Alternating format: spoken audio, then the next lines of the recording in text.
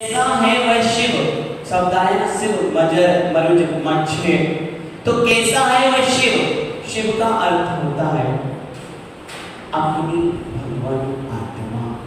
शिव हरि सारे भजन शैसन शब्द एक संकेत सिर्फ अपनी आत्मा को जानने का बतला है, जिसमें जरा अर्थात बुढ़ापा नहीं है। अनंत काल तक में भी वह जहां पर आत्मा पुराना कमजोर नहीं होता, छीड़ छीड़ नहीं होता, अरुज अथवा अर्थात जहां कोई रोग पीड़ा व्याधि नहीं है, अक्षय अर्थात जहां पर अनंत दुष्ट रूप स्वरूप का अभाव नाश नहीं होता। ध्यान रखना, शुद्धात्म है मेरा नाम, मात्र जानना मेरा। मुक्तिपुरी है मेरा धाम, मिलता जहां और जहां भूख का नाम नहीं है, जहां प्यास का काम नहीं है, खांसी और जुकाम नहीं है, आदि व्याधि का नाम नहीं। सत्य शिव सुंदर मेरा नाम, शुद्धात्म है मेरा। जब हम 7 वर्ष के थे ना, तब परगम वाले मंदिर में क्लास पढ़ने जाते थे। संडे को वहाँ सुबह सुबह बूंदी और सेव मिला करते थे, बच्चों को बिठाकर पूजन कराया करते थे। अब पूजन के लालच में तो कौन जाता, बूंदी और सेव मिलेगी। तो आज भी वह संस्कार है कि वही बात इसमें कहिए, जहां पर अनंत दुष्ट रूप स्वरूप का अभाव नाश नहीं होता। खुद का स्वच्छ दुष्ट जब प्रकट होगा, कब प्रकट होगा, जब वास्तविक तत्वार्थ सिद्धांतम सम्यक दर्शनम मोक्ष मार्ग। क्या है सम्यक दर्शन, ज्ञान चरित्राणी मोक्ष मार्ग। जैसे इन तीनों की एकता आपके अंतस में, आपके गुणों में, आपकी आत्मा में, आपके अवगुणों में, आपकी प्रकृति में, आपकी क्रियाओं में आ जाएगा, उस दिन आपको आपकी तपाराधना उस दिन सोदर में इंद्र के सिंहासन को कंपाइन कर देगा, और कुबेर इंद्र आपकी विशुद्धि से 20,000 सीढ़ियों वाला समोसन की रचना योजनों में कर देगा। अभी कल हरिवंश पुराण चल रहा है, और नारकियों की बिल की संख्या बाप रे बाप 84 लाख हजार करोड़, इतने बिल है। इतनी जगह जगह जाकर जीव नरक में जन्म लेता है कि वास्तविक कितने बिल हैं, कितनी संख्या है, पढ़कर देखो। और अच्छा भगवान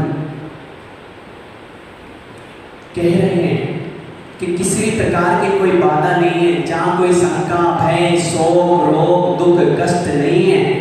द्रव्य कर्म भाव कर्म नौकर्म ऐसे ज्ञान वर्णादि राग द्वेष शरीर कर्म मल के अभाव से विमल है। कैसा है? विमल।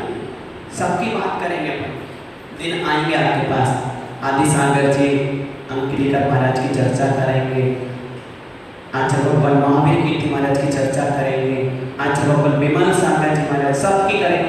उनके दिन पर उनकी चर्चा आपको दी जाएगी कि आखिर जिनकी मां का नाम कटोरी बाई था, उनकी कटोरी की कटोरी के सागर में से एक विमल सागर नाम के महासागर निकले कैसे?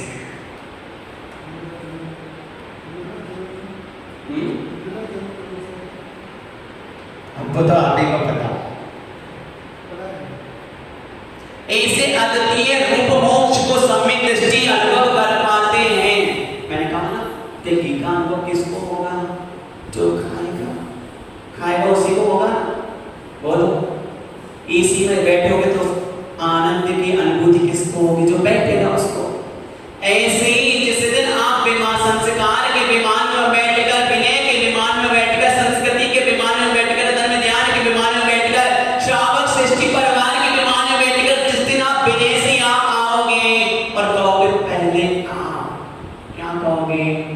पहले आप, उसके बाद मैं। क्या दादाजी पूछ रहे थे ना कि चतुर्थ पास किसका है? फोटो तो है ही नहीं है। मैंने कल बहुत अच्छी 4 लाइन लिखी है आचार्य भगवान के लिए। पता है क्या लिखा? क्योंकि उस बात पर आचार्य भगवान भी बोल पड़े कि आखिर ऐसा शिष्य पहली बार देखा जो संघ से निकलने के बाद सिर्फ गुरु को ही पढ़ा करता है। बहुत से सोचते हैं कि गुरु को तो इतना, शिष्य अपना इतना बड़ा। जब मेरी 8वीं पत्रिका गंगोत्री आचार्य श्री के पास पहुंची, वो बोले श्रावक को कि सुमंत्र सागर को बोलो यहाँ फोटो चाहिए।